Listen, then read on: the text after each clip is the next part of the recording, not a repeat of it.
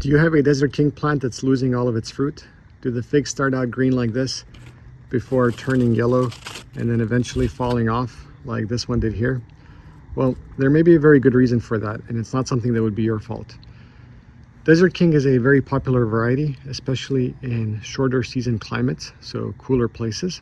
But something folks might not realize when they're buying these plants is that Desert King is actually a San Pedro fig type variety.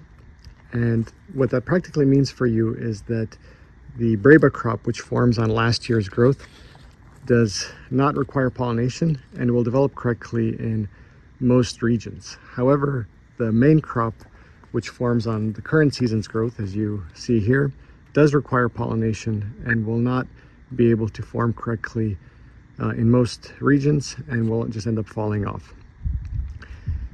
To go into a little more concretely into that, you can see here I have the main trunk. This is actually a tree I used in my pruning video, so if you haven't seen that, go ahead and check it out.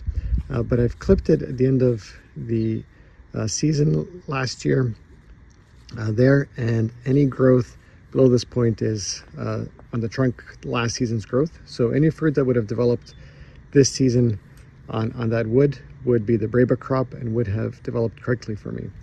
However, these side branches that have grown out in the current season are the new growth, this current season's growth, and the crop they're putting on does require pollination and would not develop correctly in my climate. Now, pollination for figs is typically done through the fig wasp. What you need is a male copper fig, which produces inedible figs but that have pollen in them.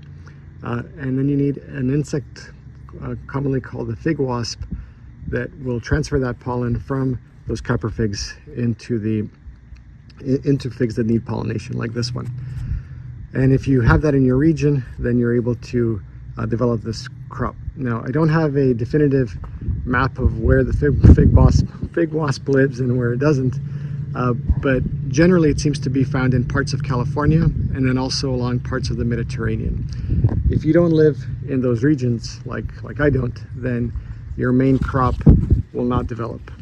I want to note that it is possible to pollinate your figs manually, and some people have used syringes and the like to extract pollen from copper figs and insert them into other figs, but I don't think that's going to be very common for the home garden.